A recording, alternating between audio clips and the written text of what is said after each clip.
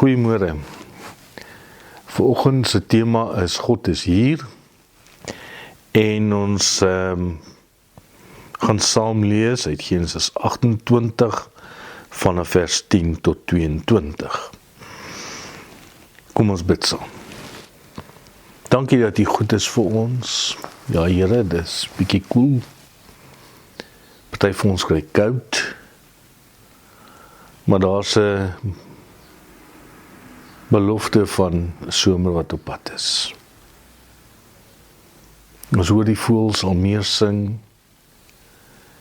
En ons weet dat U in beheer is. En soos wat die winter ook verbygaan, so gaan die winter ook verby in ons lewens. En ons vra, Here, dat U ook saam met elkeen sal wees. Ons gaan lees uit 'n gedeelte waar U saam met Jakob was. En sy hele lewe lank was U saam met hom, deur voorspoed, deur teëspoed. En so is U ook saam met ons. Dankie dat U hier is vir ons. Amen. Reg, ons lees Genesis 28 vanaf vers 10 tot 22. Jakob se droom by Bethel. Jakob het uit Berseba vertrek en na Haran gegaan. Hy kom toe by 'n plek en oornag daar, want die son was al onder. Hy het een van die klippe in die plek geneem, dit is sy kopstuk neergesit en op daardie plek gaan lê. Hy droom toe, kyk, daar is trappe wat op die aarde staan, waarvan die bopunt na die hemel reik. Daar was boodskappers van God wat daar langs op en afgaan. En kyk, die Here staan bo aan die trappe en sê, ek is die Here, die God van jou voorvader Abraham en die God van Isak. Die grond waarop jy lê, aan jou en jou nageslag gee ek dit. Jou nageslag sal wees die stof van die aarde. Jy sal uitbrei na die weste, die ooste, die noorde en die suide. Deur jou en jou nageslag sal die groot families van die aarde geseënd wees. Kyk, ek is met jou. En ek sal jou beskerm waar jy ook gaan. Ek sal jou laat terugkeer na hierdie land, want ek sal jou nie verlaat nie, totdat ek gedoen het wat ek beloof het. Jakob het uit sy slaap wakker geword en gesê, waarlik die Here is op hierdie plek. En ek het dit nie besef nie. Hy het bang geword en gesê, hoe vreesaanjaend is hierdie plek nie. Dit is niks anders as die huis van God nie, dit is die poort na die hemel. Jakob het die oggend vroeg opgestaan, die klip wat hy as kopstuk neergesit het, geneem en dit as gedenksteen opgerig. Hy het olie oor die bopunt daarvan uitgegee, hy het die plek Bethel genoem, maar die naam van die dorp was Vloerlus. Jakob het toe 'n gelofte afgelê.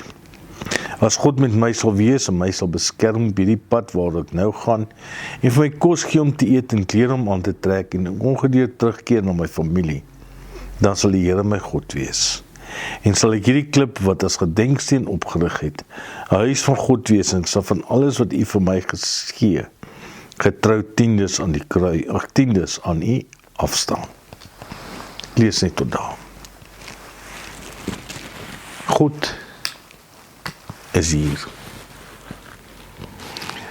Nou, daar's mense in die Bybel wat ons maklik mee identifiseer, want hulle is goeie voorbeelde. Dink maar aan Dawid, Petrus, Johannes die Doper, Johannes die disipel vir wie Jesus baie lief was.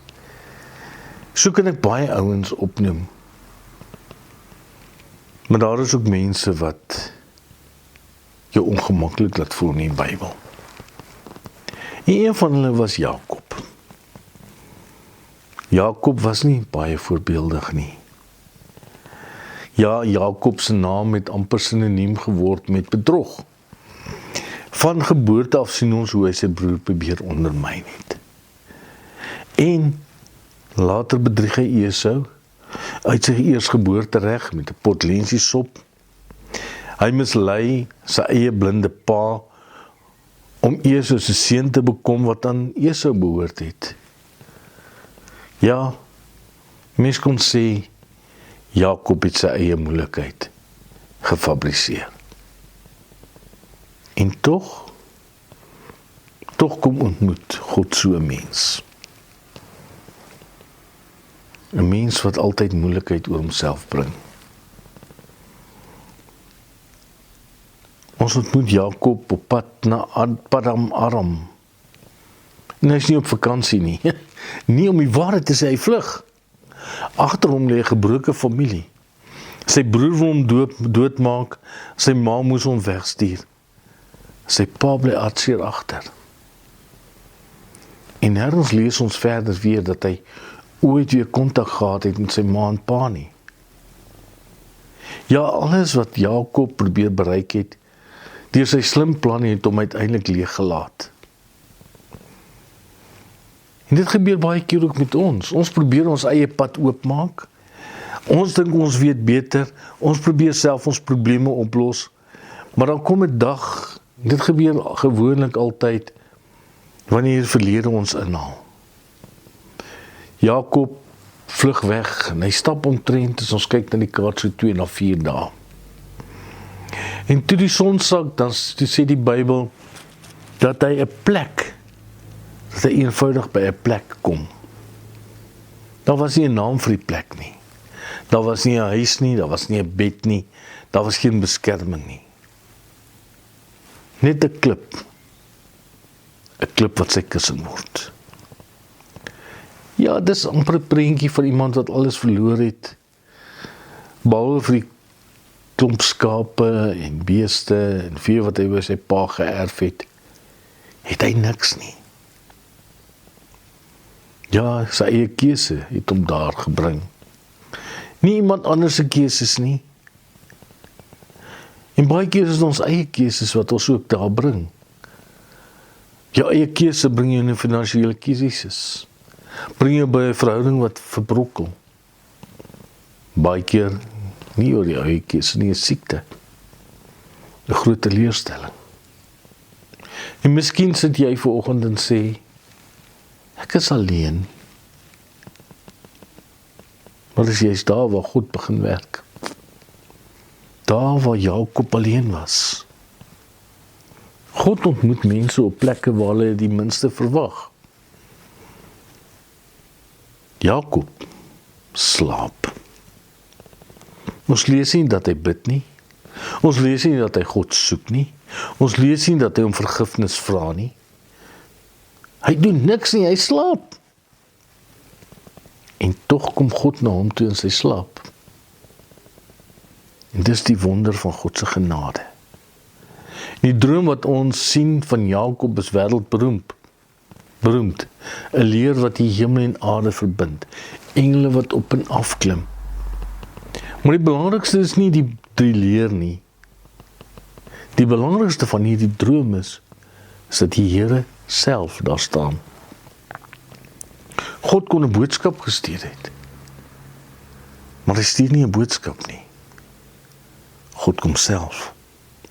En hy herinner Jakob aan die verbond wat hy met sy 2 voorouers, sy pa Isak en sy oupa Abraham gesluit het. Die verbond wat sê, ek beloof aan jou 'n land, ek beloof aan jou 'n nageslag, ek beloof jou my teenwoordigheid. En dan hoor Jakob die woorde, ek is by jou. Ek sal jou beskerm oral waar jy gaan. Ek sal jou terugbring, ek sal jou nie verlaat nie, voordat ek gedoen het wat ek beloof het nie. Het Jakob enigiets van hierdie belofte verdien? Nee. Dis suiwer genade. En dit is hoe God werk. God wag nie tot jy perfek is nie, voordat hy nie jou toe kom nie. God ontmoet sondaars. God ontmoet gebroke mense. Hy ontmoet mense wat moed verloor het. Hy ontmoet mense wat te dink hulle is te ver weg van hom af. God se genade begin vanoggend by jou. En God is nader as ons dink. Want toe Jakob wakker word, sê hy iets aangrypend. Waarlik, die Here is op hierdie plek. Ek het dit nie geweet nie. Seker een van die mooiste uitsprake in die Ou Testament. Waarlik, die Here is op hierdie plek. En ek het dit nie geweet nie. En die moral of the story is, God was alreeds daar. Jakob het dit nie besef nie. En so baie keer gebeur dit nie met jou en my nie. Ons bid en vra, Here, waar is U? En as ek terugkyk, dan besef ek, hy was die hele tyd daar. Toe ek gehuil het, toe ek bang was, toe ek nie geweet het hoe om verder te gaan nie.